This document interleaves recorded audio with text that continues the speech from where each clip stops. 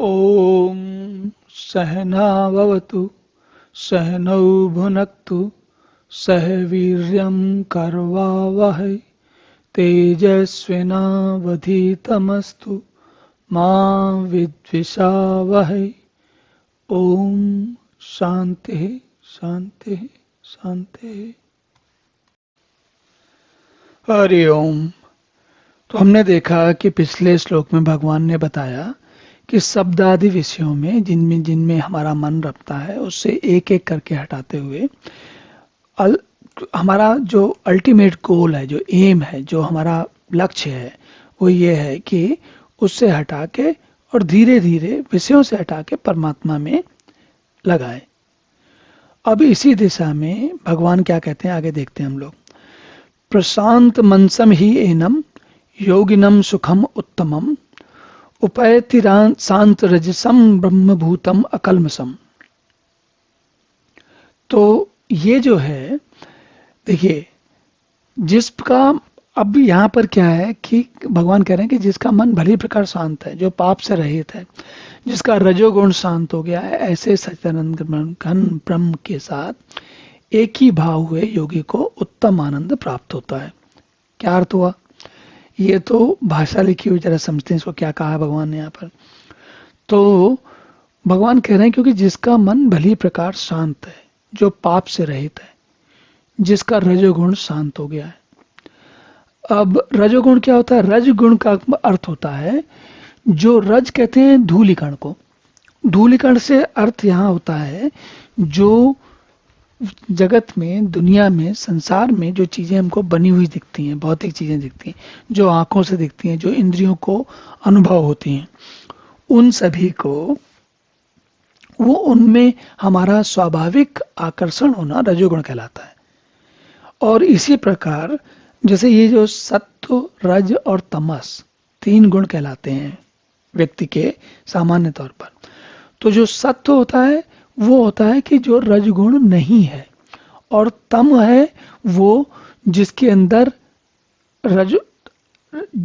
देखिए, रजोगुण तम वाले में जैसे तमोगुण जिसमें है उसमें भी रजोगुण नहीं है, और जो सत्व वाला है उसमें भी रजोगुण नहीं है। अंतर क्या है? अंतर ये है कि रजोगुण का मतलब है हम सभी लोग।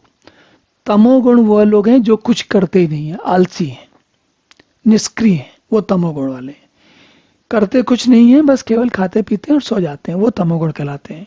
लेकिन जो करते तो बहुत कुछ है लेकिन उलझते नहीं है, वो है सत्वगुण वाले।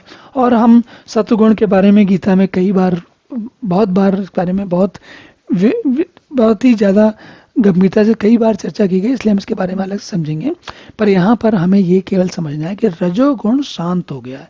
रजोगुण मतलब साधारण भाषा में समझें तो रजोगुण मतलब मैं, आप, मनुष्यों का जो गुण है वो रजोगुण है। सामान्य मनुष्य के जो गुण है वो रजोगुण है। अब यहाँ पर एक बात आती है, वो क्या आती है कि भगवान कह रहे हैं कि जिसका मन भली प्रकार शांत हो गया है, जिसका रजोगुण शांत हो गया है, ऐसा व्यक्ति भगवान के साथ, योगी मतलब सच्चिदानंद भगवान के साथ, सच्चिदानंद परमात्मा के साथ एकात्म भाव को प्राप्त करके सुखी होता है। बड़ी अच्छी बात है। अब जरा ये समझते हैं क्या हो गया यहाँ पर। देखिए, पिछले श्लोक के बारे में चर्चा करते वक्त हमने एक उदाहरण लिया था कि एक ऐसा व्यक्ति है जिसके पास इतना पैसा है, इतना धन है कि उसके पास एक पुरानी कार, कोई 4-5 साल पुरानी कार हो गई, तो उसको लगा कि जाके मैं बदल लेता हूँ, और बदलने के लिए गया तो दूसरी कार लेके आया। हालांकि हमने उस वक्त समय बात ये की थी कि वो जब दूसरी कार लेके आता है और सड़क पर वापस आते समय ही उसके दिमाग में तीसरी कार के बारे में विचार आने लगते हैं। तो अब यहाँ जरा थोड़ा ध्यान देते हैं हम लोग। क्या वहां हमने उदाहरण ऐसे व्यक्ति का लिया था जो इतना धन जिसके पास है, जितनी सुविधाएं जिसने इकट्ठी कर ली हैं कि वो सारे काम, इस तरीके के काम कर सकता है, कई काम कर सकता है। लेकिन हम में से अधिकांश लोग तो उस स्थिति में नहीं है। हमारी स्थिति क्या है? हमारे पास तो और बहुत कुछ कम है। हमारे पास वो 2 कार बदलने की बात तो छोड़िए, 1 कार लेने की समस्या है। केवल स्कूटर या मोटरसाइकिल पर चलते हैं, या जो भी है उतना पैसा नहीं है।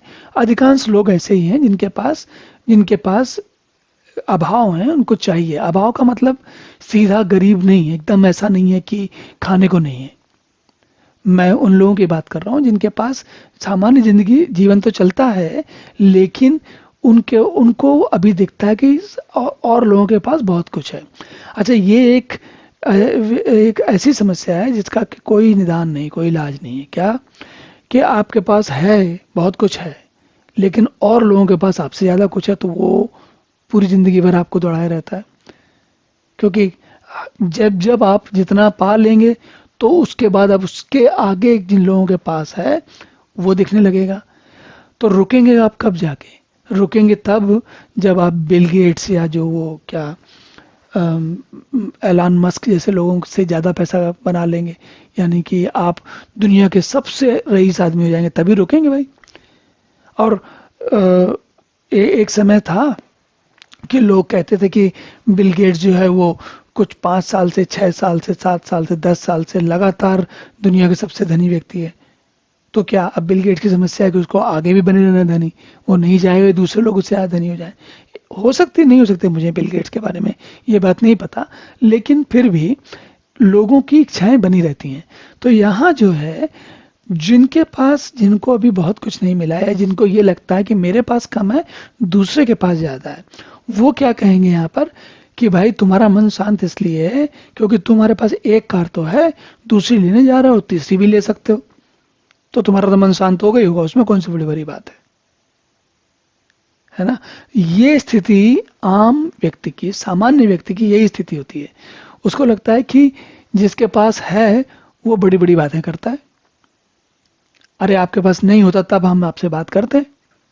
तो ये जो स्थिति होती है जिसमें आदमी अटक जाता है कि भाई मेरे पास है तो सही, लेकिन उतना नहीं जितना मुझे चाहिए। तो यहां पर भगवान ये बात उन्हीं लोगों के लिए कह रहे हैं। क्या? ये जो जिसका मन भली प्रकार शांत है, वो पैसे से नहीं होने वाला, सुविधाओं से नहीं होने वाला, बल्कि रजोगुण को शांत करने के लिए, जो पिछले श्लोक में उन्होंने कहा कि धीरे धीरे क्रमशः अभ्यास करते करते वो स्थिति प्राप्त हो सकती है। तो ये थोड़ा सा हमें ध्यान रखना चाहिए। हर परिस्थिति में हम अपनी स्थिति को जस्टिफाई करने के लिए, ये समझाने के लिए, नहीं नहीं नहीं हमारी समस्या ज़्यादा बड़ी है, सामने वाले को बात समझ में नहीं आ रही है, हम दूसरे को नहीं समझा रहे होते हैं, हम असल में अपने आप को समझा रहे होते हैं। और समझा भी नहीं रहे होते हैं, अपने आप को भ्रमित कर रहे होते हैं। बात को ठीक समझने की बजाय मन हमारा इतना प्रबल हो जाता है कि वो आपकी बुद्धि को गलत दिशा में ले जाता है और गलत बात अपने आप को समझाता रहता है। दूसरे को समझाए तो वो तो गड़बड़ है ही, पर हम तो हमेशा अपने को ही गलत बात समझाते हैं। तो इस प्रकार की दुनिया है। चलिए अब अगला श्लोक देखते हैं। ओम पूर्णमदः पूर्णमिदं पूर्णात् पूर्णमुदच्यते पूर्णस्य पूर्णमादाय पूर्णमेवावशिष्यते। ओम शांति शांति शांति।